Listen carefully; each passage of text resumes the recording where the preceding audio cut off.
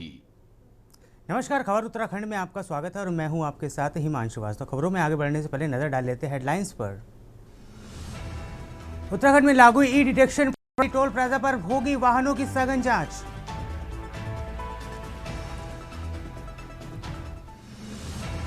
विधायक तिलक राज बेहड़ के बेटे पर जानलेवा हमला, पार्षद सौरभ बेहड़ गंभीर रूप से घायल।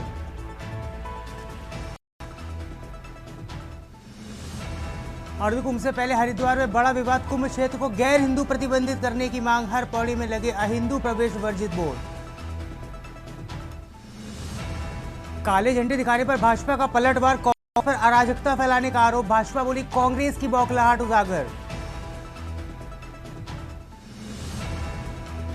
रैगिंग के आरोप में 2 छात्र हॉस्टल से निष्कासित, एंट्री रैगिंग कमेटी कर रही है मामले की जांच।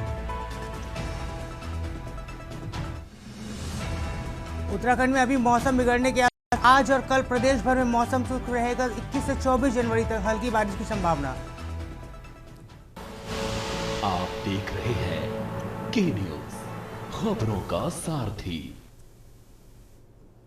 अब रुक कर खबरों का। उत्तराखंड राज्य सरकार द्वारा लागू किया गया सामान्य नागरिक संहिता निरंतर गतिमान है। मुख्यमंत्री पुष्कर सिंह धामी के नेतृत्व में देश का पहला यूसीसी कानून लागू करने वाला राज्य उत्तराखंड है। इसी सभी नागरिकों के लिए विवाह, तलाक, उत्तराधिकार, गोद लेने और संपत्ति व्यक्तिगत मामलों के लिए, जिससे सभी धर्मों से अलग अलग पर्सनल लॉ खत्म और कानून में समान व सरलता लाने के लिए उत्तराखंड में इस कानून को 27 जनवरी 2025 को लागू किया गया है, जिसमें महिलाओं के अधिकारों और लिव इन रिलेशनशिप को भी शामिल किया गया। देखिए रिपोर्ट। उत्तराखंड प्रदेश में धामी सरकार की बड़ी उपलब्धि के तौर पर मानी जा रही समान नागरिक संहिता निरंतर गतिमान है। आपको बता दें कि वर्ष 2010 में लागू पुराने एक्ट के तहत 26 जनवरी 2025 तक 3,30,064 मैरिज रजिस्ट्रेशन हुए थे। प्रतिदिन की औसत देखी जाए तो पुराने एक्ट के अनुसार प्रतिदिन मैरिज रजिस्ट्रेशन की औसत संख्या मात्र 67 थी, जो यूसीसी लागू होने के बाद 1634 पहुंच गई है। लेकर यह भी कहा जा सकता है कि सत्ता पक्ष को आने वाले चुनाव के लिए यूसीसी एक ब्रह्मास्त्र के रूप में काम आ सकता है। हालांकि विपक्ष के कड़े विरोध के बाद भी धामी यूसीसी बिल पास करने को लेकर अटल रहे, जिसको प्रदेश के हित में माना गया। विधानसभा में पास भी करा लिया गया, जिस पर राज्यपाल की अनुमति मिलने के बाद प्रदेश में लागू करने की प्रक्रिया को भी अमल में लाया जा रहा था। लेकिन कहीं न कहीं कमियों के कारण समान नागरिक संहिता संशोधन विधेयक को लोक भवन ने वापस लौटा दिया। विधेयक की धारा 4 निर्धारित आयु से कम में विवाह पर सजा के प्रावधान का 2 बार उल्लेख किए जाने पर लोक भवन ने आपत्ति जताई। अब धामी सरकार में एक बार फिर समान नागरिक संहिता करेक्शन कर कैबिनेट में पास कर लिया गया है।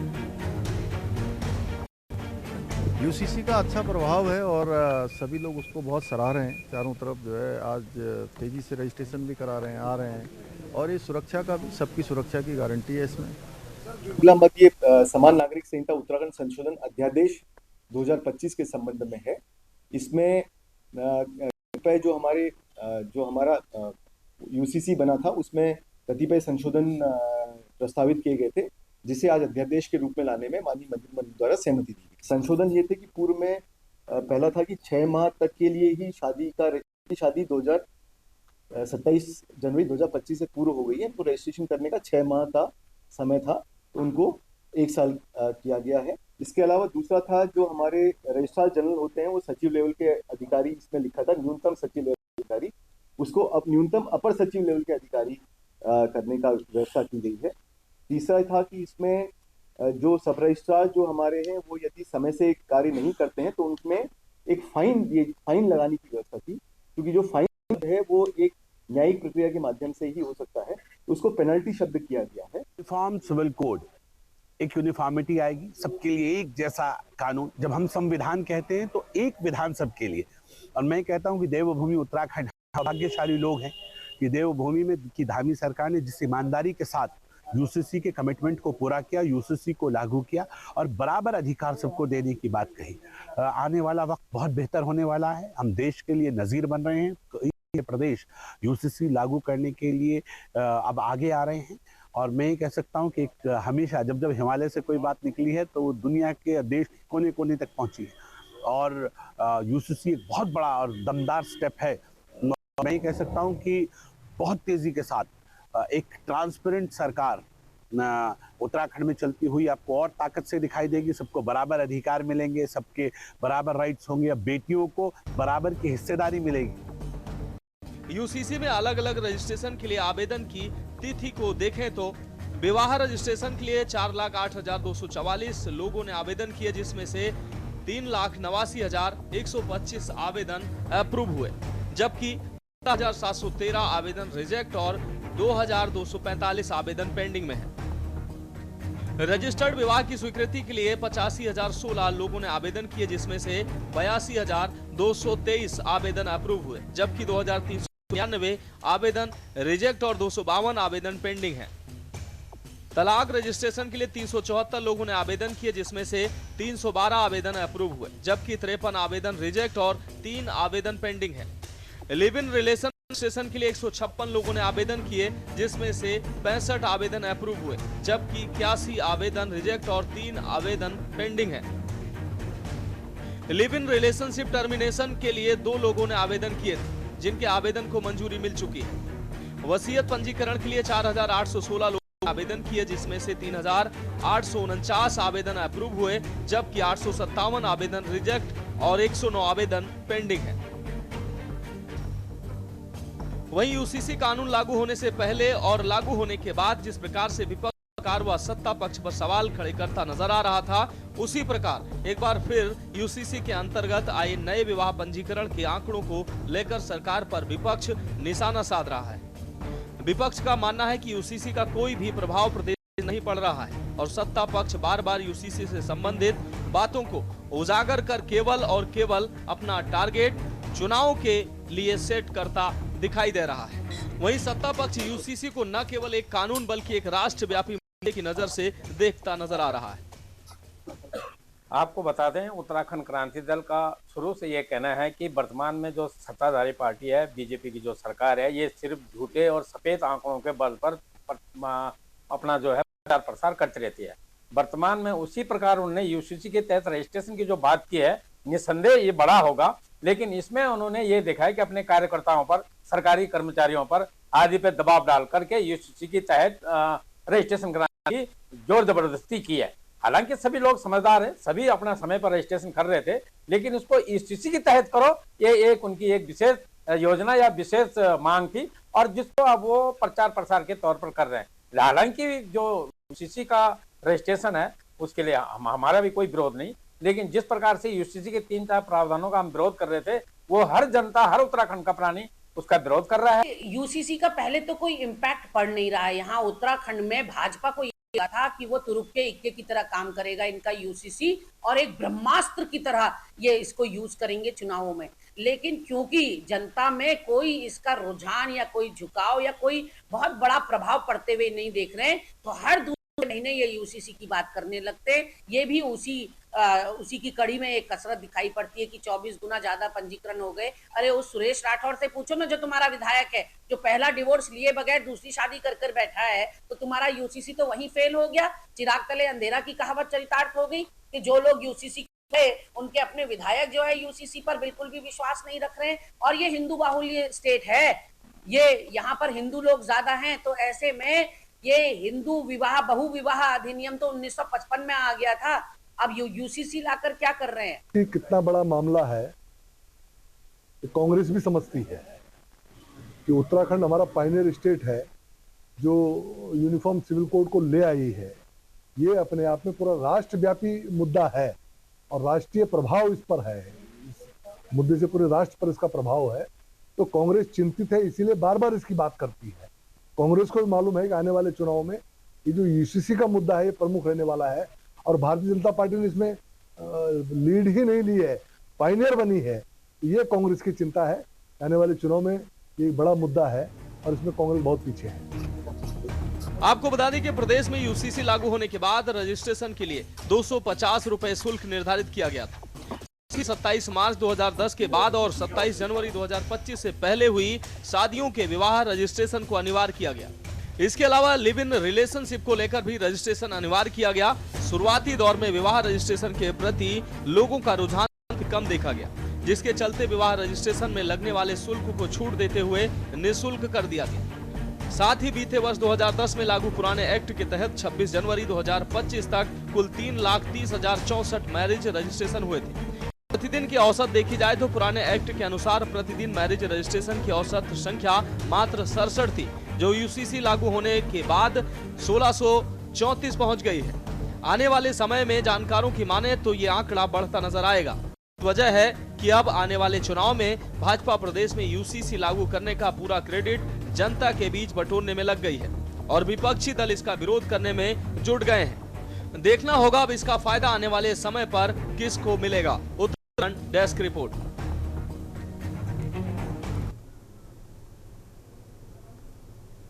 खबर हल्द्वानी से है, जब नगर निगम ने बैणी सेना के बीते केवल 35 लाख रुपए से अधिक राजस्व वसूली की। नगर आयुक्त परितोष वर्मा ने पूर्व में हुई बैठक में बैणी सेना को डोर टू डोर कूड़ा कलेक्शन शुल्क वसूली के निर्देश देते हुए लक्ष्य भी निर्धारित किया था। बैणी सेना के साथ एक बैठक अभी पिछले महीने ली गई थी और उसके बड़े अच्छे परिणाम सामने आए हैं। बैणी सेना ने विशेष प्रयास भी किए हैं और जिसकी बदौलत जो आज गत महीने का हमारा कलेक्शन है वो बढ़ करके 35 लाख से अधिक हो गया है, जो अभी तक का सर्वोच्च है। मैं इसके लिए बैणी सेना के सभी मेंबर्स को बधाई भी देना चाहूँगा और साथ ही जो अन्य एसएचजीज हैं वो डोर टू डोर जा करके प्रचार कर रही हैं कि किस तरह से कूड़े को सेग्रीगेट करना है, किस प्रकार से गीला और सूखा कूड़ा अलग अलग करना है। खबर गदरपुर से, जहां उत्तराखंड में पहली बार अवैध रूप से नदी नालों में हो रहे खनन पर आधारित एक बंगाली फिल्म का भव्य पोस्टर विमोचन किया गया। बंगाली फिल्म खनन 23 के पोस्टर लॉन्च के अवसर पर 1.5 घंटे की इस फिल्म के कलाकारों और जनप्रतिनिधियों विशेष अतिथियों के लिए विशेष रूप से प्रदर्शित किया गया। फिल्म खनन 23 उत्तराखंड की नदियों में हो रहे अवैध खनन पर आधारित है, जिसमें खनन माफिया की कार्यशैली और पर्यावरण को पहुंच रहे गंभीर नुकसान को बेहद बेबाकी से दिखाया गया है। मनाई है कि हमारा उद्देश्य है कि जो कलकत्ता से बाहर जो बंगाली समाज के लोग रहते हैं, इवन कि हमारे समाज के तमाम जो युवा युवती है जो पिक्चर के लिए टैलेंट तो है बट उनको प्लेटफॉर्म नहीं मिलता। और बहुत लोग दादा ऐसे भी है कि जो लोग मुंबई जाते हैं, कलकत्ता जाते हैं और थक के आते हैं, कुछ ना कुछ होके जाते हैं। तो हमने सोचा कि क्यों ना उत्तराखंड में ये फिल्म का बेस बनाया जाए। और मैं तो आपके चैनल के माध्यम से माननीय मुख्यमंत्री जी से निवेदन भी करना चाहूँगा, यहाँ पे फिल्म सिटी का निर्माण किया। तो जो टेक्निकल लोग हैं हमारे यहाँ, चाहे वो डायरेक्टर है, प्रोड्यूसर है, तो सिंगर है, डांसर है, एक्ट्रेस है, सबको काम सीखने को मिले।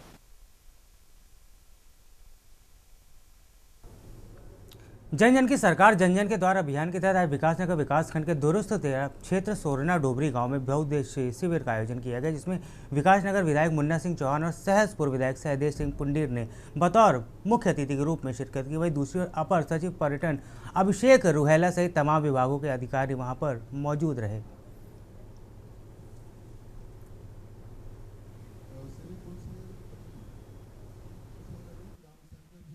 पहले तो मैं आपको धन्यवाद देना चाहूंगा कि आप इतनी दूर इस जनता दरबार कार्यक्रम में आए। यहाँ पे क्योंकि ग्रामीण क्षेत्र है और किसानों की बहुत सारी समस्याएं रहती हैं। कुछ लोगों ने फोन करके हमें बोला कुछ हमारा दायित्व बनता है कि जहाँ पे इस प्रकार की समस्याओं के निवारण के लिए कैंप लग रहा है तो हमें वहाँ पे पहुँचना है। तो आज मुख्य हमारी जो समस्या थी उस कैंचीवाला में जो हमारी किसानों की भूमि है उसके बीच में एक किनारे पर बीच में एक स्टोन क्रेशर वहाँ पर निर्माण कार्य चल रहा है। इसमें हमारे क्षेत्र से बहुत जनता ऐसी है परेशान हो जाती है, उनको अधिकारी मिल नहीं पाते।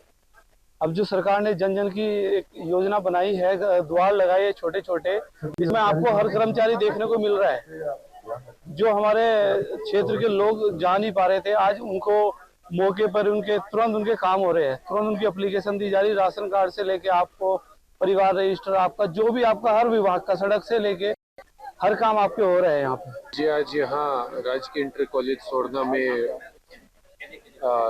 सरकार के द्वारा एक प्रयास किया गया है, जिसके तहत लोगों तक पहुंचकर जो उनकी समस्याएं हैं विभिन्न विभागों से संबंधित उनका निस्तारण किया जाए।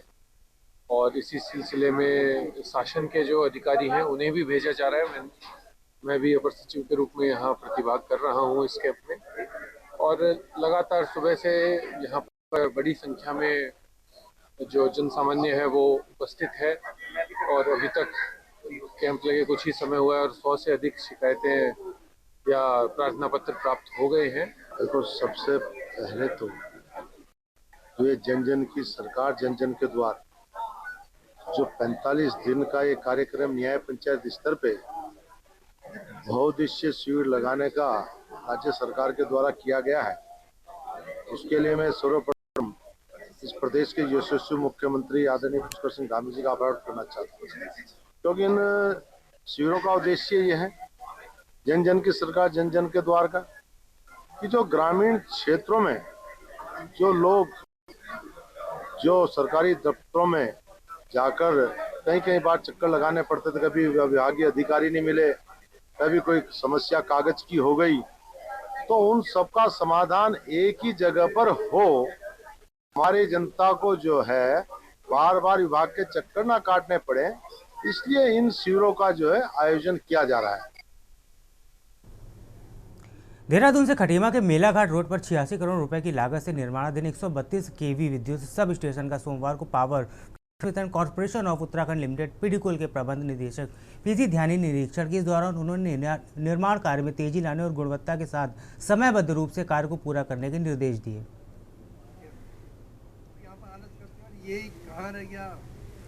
यहाँ पर हमारा ये ड्रीम प्रोजेक्ट है हमारे माननीय मुख्यमंत्री जी का, और एडीबी के अंतर्गत हमारे जो है 6 बिजली घर बनने तैयार होने, जिसमें 132 केवी हमारा लोहाघाट है, जिसका कि विजिट कल करके आया मैं पूरी टीम के साथ में। जो है 132 केवी हमारा जो है लोहाघाट है, जिसका हमने परसों उसका निरीक्षण किया, और आज हम 132 केवी खटीमा में इसका निरीक्षण करने आए हैं। यहाँ पर हमने अपनी टीम को निर्देश दे दिए गए हैं कि जो केबलिंग का वर्क होना है वो समय से करें, जो AHU उल्लंघना है उसका इरेक्शन समय से करें। वक्त हो चला है छोटे से ब्रेक का, जल्द लौटेंगे।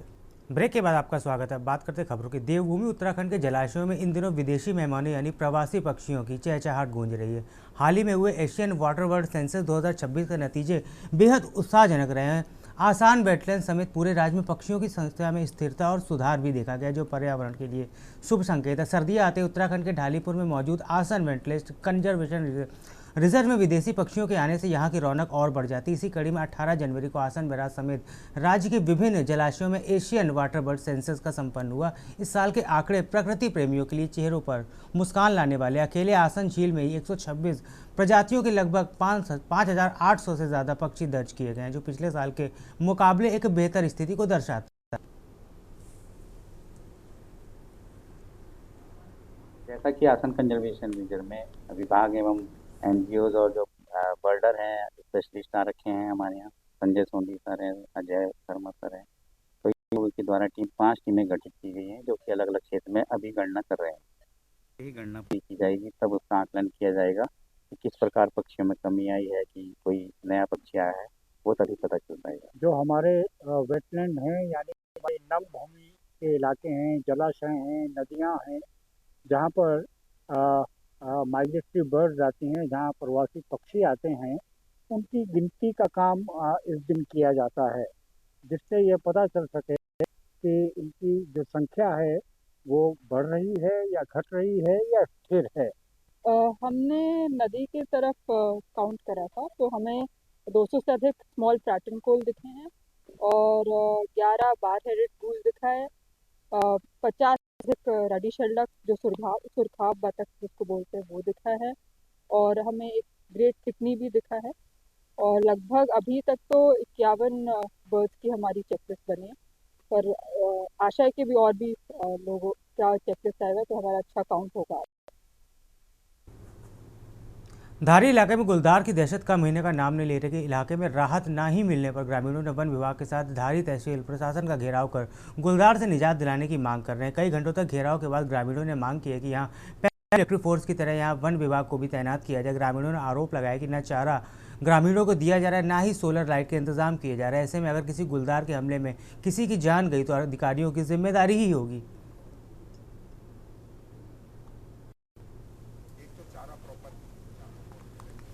कोई हल नहीं है। प्रशासन क्या इतनी दहशत होगी बाकी की स्कूल बंद करने पड़ रहे हैं। आपदा मद में जिलाधिकारी पैसा दें और पैरामिलिट्री फोर्सेस जिस तरह से तैनात की जाती है उस तरह से वन एक्सपर्टों को लाकर बच्चों को पायलट करके उनको लाने और ले जाने की जिम्मेदारी वन विभाग की है। मैंने जिलाधिकारी से स्पष्ट रूप से कहा उसको वो करेंगे।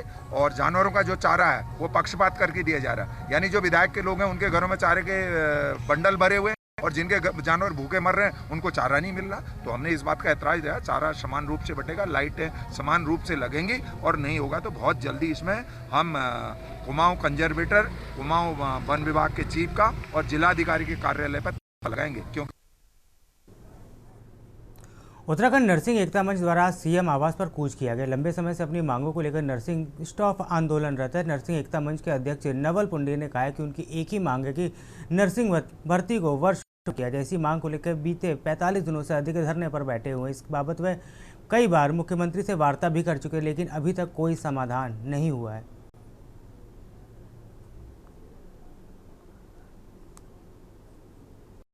अपनी जायज़ मांगों के तहत पिछले 45 दिनों से हम लोग एकता विहार धरना स्थल में बने हुए हैं और ऐसी कोई हमारी नाजायज मांग नहीं है। हमारी सिर्फ एक छोटी सी मांग है जो चला आ रहा है, जो आपने कंटिन्यू से पहले किया है और जो इतिहास में अभी तक नहीं हुआ है, आप उसको बदलने क्यों जा रहे हो?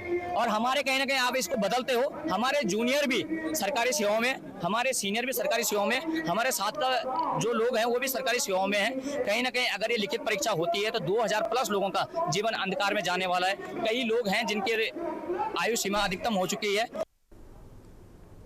खबर डोईवाला से, जहां औद्योगिक क्षेत्र लाल टप्पड़ स्थित एक आरओ कंपनी पर कर्मचारियों के शोषण के गंभीर आरोप लगे। कंपनी में पिछले 16 वर्षों से कार्यरत कई कर्मचारियों को बिना किसी ठोस कारण से नौकरी से बाहर कर दिया गया।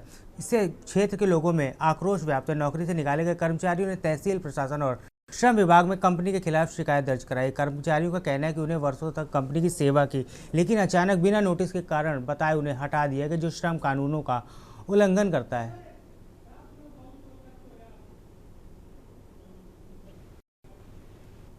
कंपनी की मैनेजमेंट है, जो उनके कॉन्ट्रैक्टर है, साथ ही एएलसी और जो लेबर्स हैं, जो वहाँ वर्कर्स थे जिनके द्वारा ये शिकायत की गई कि उनको निकाला गया, उन सभी को बुलाया था।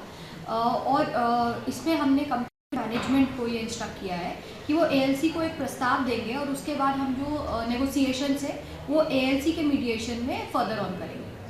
हमारे जो ये सारे श्रमिक लोग यहाँ पहुँचे हैं, ये हमारे लाल टप्पड़ कंपनी में काम करते, श्रमिक कॉन्ट्रैक्टर के अंदर काम करते थे कंपनी में और आरओ कंपनी में।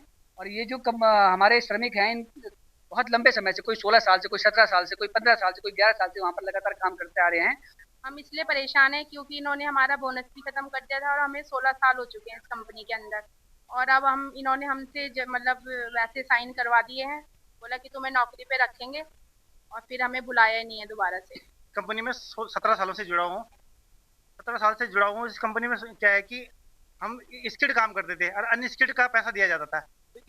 तो इस कारण हमने श्रम विभाग से इसकी शिकायत की। जब हमने श्रम विभाग से शिकायत की तो इन्होंने हमें हमारे ऊपर उत्पीड़न करना चालू कर दिया।